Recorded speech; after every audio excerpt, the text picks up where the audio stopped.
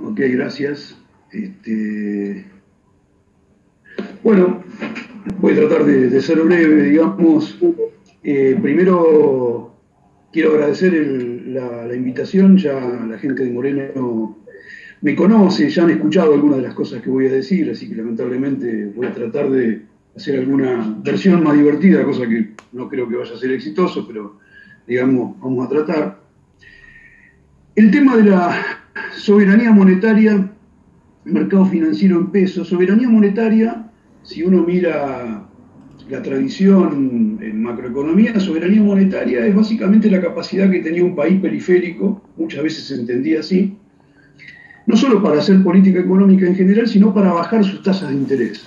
Ese es el grado de soberanía monetaria que tenía ese país, ¿no? Entonces, cuando uno mira, digamos, lo que Frenkel llama el periodo, bueno, muchos economistas, de globalización financiera a partir de los años 70, la característica crucial que eso tiene es básicamente la hegemonía del dólar a nivel internacional y la vigencia de un nuevo patrón monetario que algunos economistas han dado a llamar patrón dólar flexible, donde básicamente todos los países que no emiten esa moneda, básicamente todos los países que no son Estados Unidos, tienen que resolver de alguna forma la restricción externa al crecimiento, y esa restricción externa está dada por el descalce de monedas entre la moneda doméstica y el dólar. Esto para nosotros, para la tradición de los países periféricos, heredada de los tiempos de Bretton Woods, implica una generalización de la visión de la restricción externa que estaban los economistas estructuralistas, donde el problema financiero externo estaba vinculado a un desfasaje entre importaciones y exportaciones. Ahora vamos a tener problemas más complicados para resolver. Básicamente, digamos,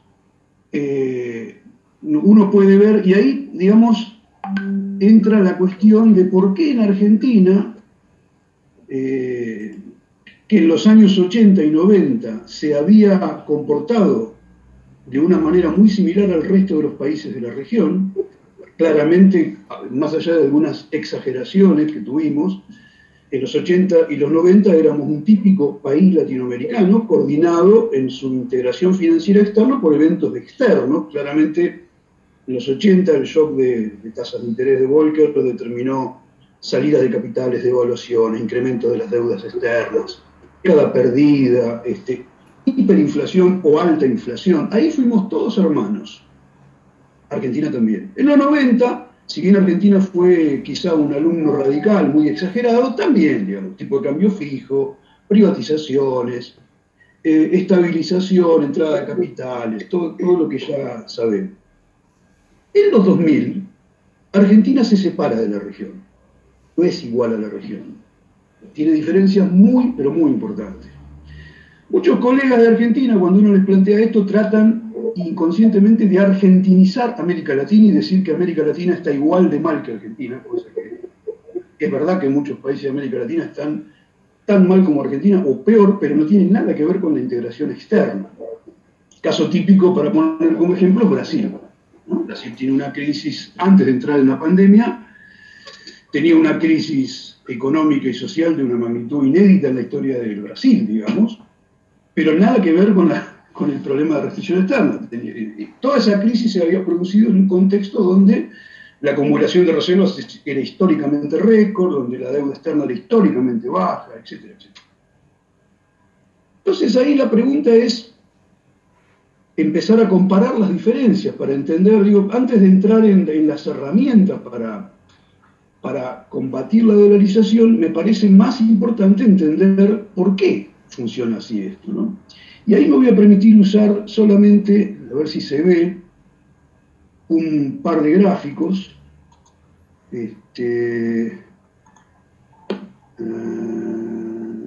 Si lo encuentro.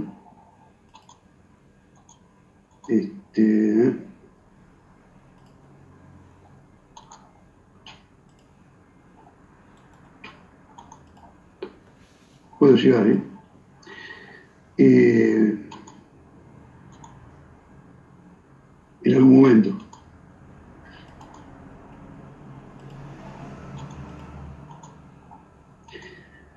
Uno de esos, digamos, una de las características principales que yo quería marcar en este gráfico, básicamente para empezar a discutir, es digamos, la dinámica de... No lo puedo hacer, no sé por qué, no me deja.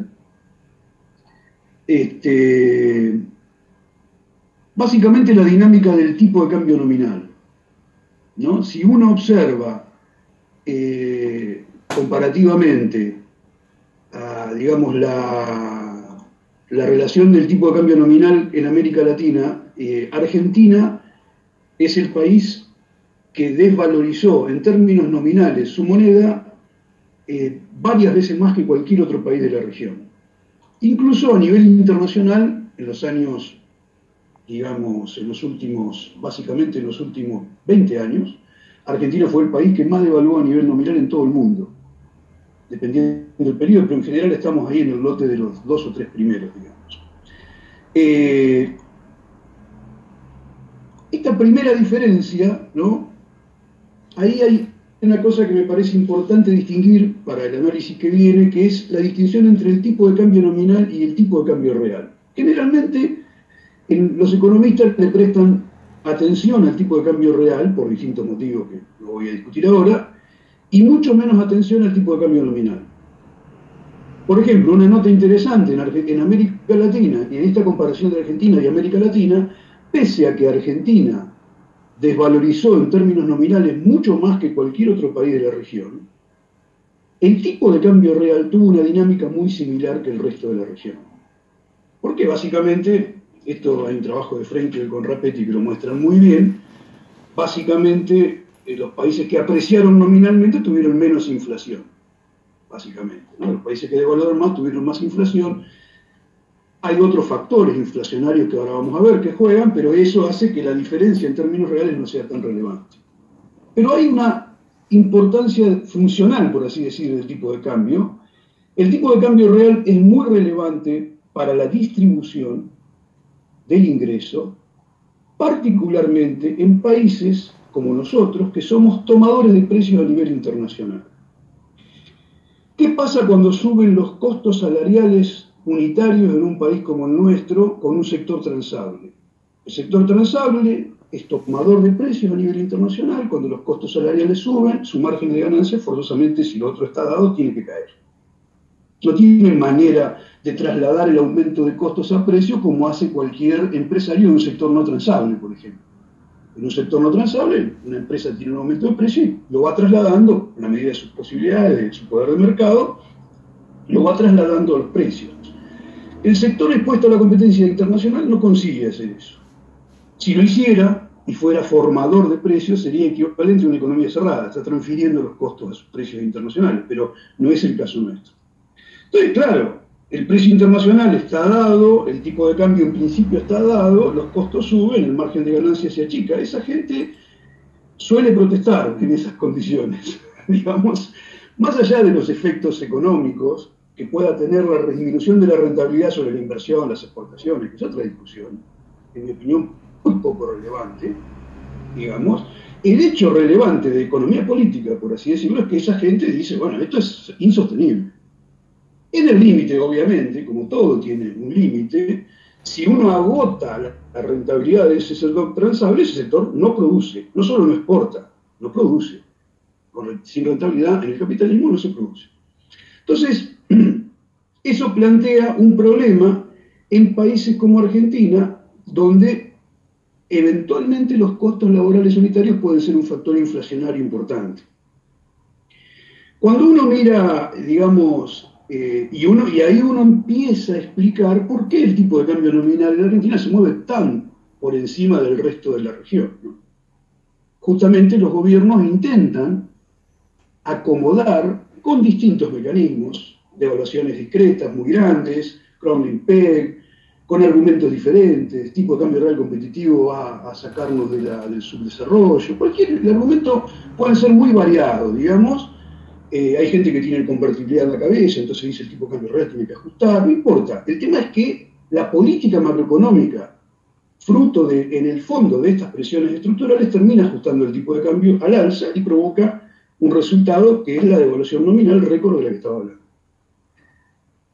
Para uno verificar esta hipótesis tendría que ver que en América Latina, en los años 2000, los costos laborales unitarios fueron un factor inflacionario en Argentina y no lo fue en el resto de la región. Y ahí hay un trabajo de Trachtenberg con otros amigos, que publicó un libro de CEPAL, que muestra ese resultado. En todos los países de la región que hicieron inflation targeting, los salarios fueron ancla inflacionaria, no el tipo de cambio. Los costos laborales unitarios siempre crecieron por atrás de la productividad y fueron un factor desinflacionario, excepto Argentina. Y excepto en algún periodo corto, Brasil. De hecho, eso, en mi opinión, explica poderosamente la crisis política de Brasil y la crisis económica. Entonces, ahí tenemos, esto también se confirma cuando uno ve algunos trabajos de CEPAL sobre la huella, sobre la participación de los salarios en el ingreso en los distintos países de la región. Los únicos dos países donde hubo mejoras significativas hacia 2009-2010 fueron Argentina y Brasil. En el resto de los países hubo un empeoramiento de la participación de los trabajadores en el ingreso. En todos. Digo esto porque hay algunas fantasías con Perú, con Bolivia, bueno, en todos pasó esto. Entonces, ¿qué pasa? Supongamos que los activos domésticos de este país tienen que competir con un dólar que se mueve siempre para arriba y que no lo puedes alcanzar con nada. No es raro que tengamos dolarización en Argentina, me parecería un milagro que no la tuviéramos, digamos, con este comportamiento del tipo de cambio. Cuando uno habla de esto, está pensando, yo tenía ahí una frase de Diamant del año 85, que entrevió muy prematuramente, Diamant, que había un problema de incentivos en Argentina y que estaba relacionado en parte con el comportamiento del tipo de cambio, y muy en menor medida con el tema de las tasas de interés, aunque las tasas de interés también son relevantes. Poner tasas de interés cero en países periféricos con algún riesgo país y demás es condenarse a la salida de capitales. No lo digo yo, lo saben todos los países de la región que hacen política monetaria, ortodoxos o heterodoxos, lo saben todos. De hecho, cuando uno mira cómo funcionó el sistema de metas de inflación en América Latina, en los cuales la mayoría de las veces los bancos centrales metían la inflación en la meta, o sea, controlaban la inflación con la tasa de interés, hubo un consenso creciente que hoy ya es generalizado en que fue por el canal del tipo de cambio. Al subir las tasas de interés, eso favorecía el ingreso de capitales del exterior, el ingreso de capitales apreciaba el cambio apreciado generaba un shock inflacionario positivo sobre los precios internos, y esa era la cuestión. La cuestión es que esos países justamente podían hacer eso porque la suba de los costos laborales unitarios no ponía en cuestión la distribución del ingreso. Pero es un canal que ha sido ampliamente estudiado. Roberto Frenkel tiene trabajos mostrando, por ejemplo, que el impacto de las tasas de interés sobre la demanda agregada, consumo e inversión, es muy bajo incluso en países que tienen canales de crédito muy importantes. O sea que no es relevante ese efecto. En México hay trabajos del fallecido López Gallardo y de otros economistas, Ignacio Perrotini, que muestran justamente que la suba de la tasa de interés real en México estaba asociada con un mayor crecimiento económico a través de este mecanismo. O sea, cosa que hace un par de años Martín Rapetti también afirmó para Argentina, por ejemplo.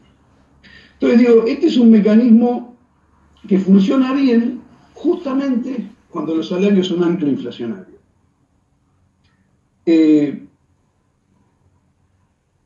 Entonces ahí entramos en un punto que es, bueno, ¿cómo hacemos con este comportamiento del tipo de cambio? De hecho, sigue siendo un problema.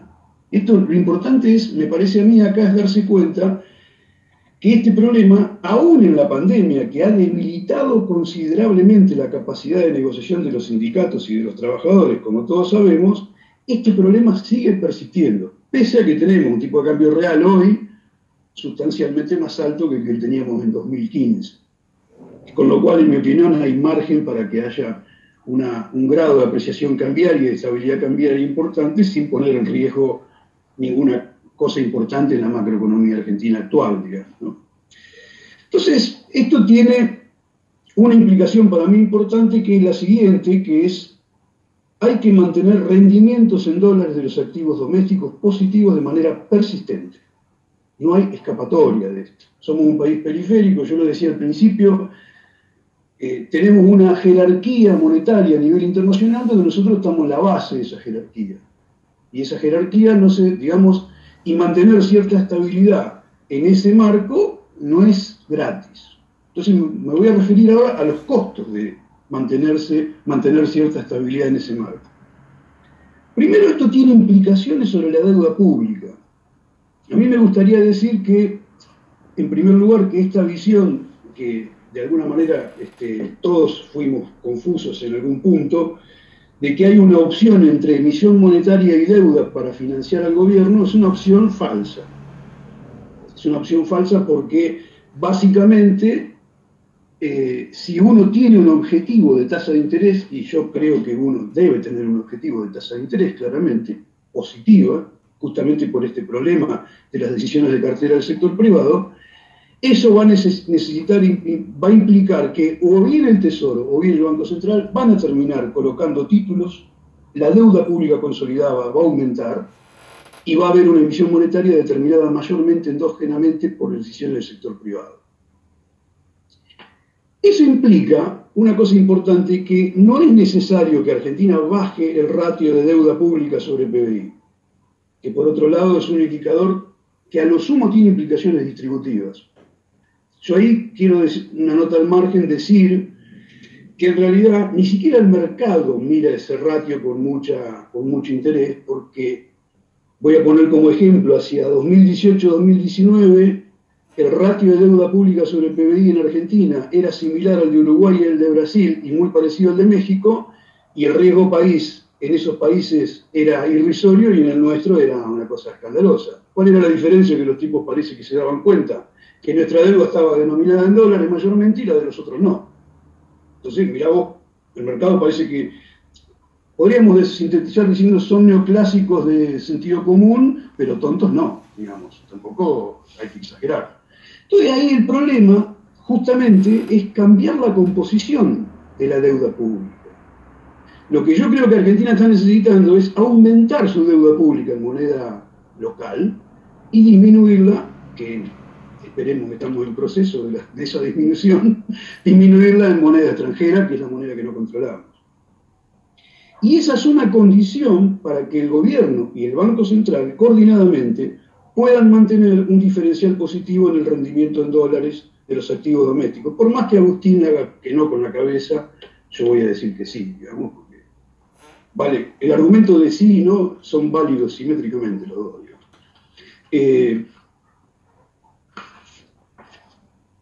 Por último, la implicación distributiva. Mucha gente, con razón, puede decir que esta propuesta, que en realidad no es una propuesta, es una salida forzada, si un país como la Argentina no quiere vivir desvalorizando su moneda y teniendo inestabilidad persistente, digamos. Esto es forzado, no es una elección. Esto es una restricción. Esto es nuestra restricción externa.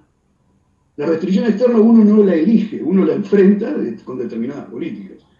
Entonces digo, la implicación distributiva de que haya un ratio de deuda sobre PBI, obviamente significa pagarle a los rentistas, que son sectores ricos, de alta propensión a ahorrar, una renta, y eso tiene una implicación distributiva negativa. Ahora, habría que mirar más en general, porque justamente si eso ayuda a estabilizar las variables macroeconómicas fundamentales, puede permitir una mejora de la distribución funcional del ingreso, como de hecho ocurrió en Brasil, como de hecho ocurrió en Argentina, y podría haber ocurrido más aún si Argentina no hubiese tenido la inestabilidad cambiaria que tuvo a partir de 2011-2012 en adelante. Dicho de paso, si uno hace memoria, el déficit en cuenta corriente es una contribución a este problema, pero no es la principal contribución. En 2010, Argentina estaba pasando recién ahí de un déficit, de un superávit de cuenta corriente a un equilibrio, un déficit, y había tenido ya 5 corridas cambiarias. O sea, estábamos en el pico de la acumulación de reservas y estábamos con presiones cambiarias, cosa que no le pasaba a ningún otro país. Entonces digo, me parece que se impone cada día más un criterio más pragmático, uno tiene que dejar de lado ciertas fórmulas, por ejemplo, la cuestión de la demonización de las letras del Banco Central, digamos. Pensemos que si no son las letras del Banco Central, van a ser bonos del Tesoro, pero algún instrumento va a tener que pagar un rendimiento positivo de los activos domésticos medidos en dólares, porque si no este problema va a continuar y no va a tener ninguna solución práctica más que esto, que significa un camino tortuoso, ¿no? Marcelo Diamant decía, esta conexión que hay entre el rendimiento interno y el rendimiento externo, decía Diamant en el 85, el control de cambios no la elimina, la transfiere al mercado paralelo. Entonces, hay que pensar una salida. Me parece a mí que el diagnóstico correcto va a ayudar, supongo yo, y espero que así sea, a encontrar una solución adecuada a estos problemas. Solamente eso. Gracias.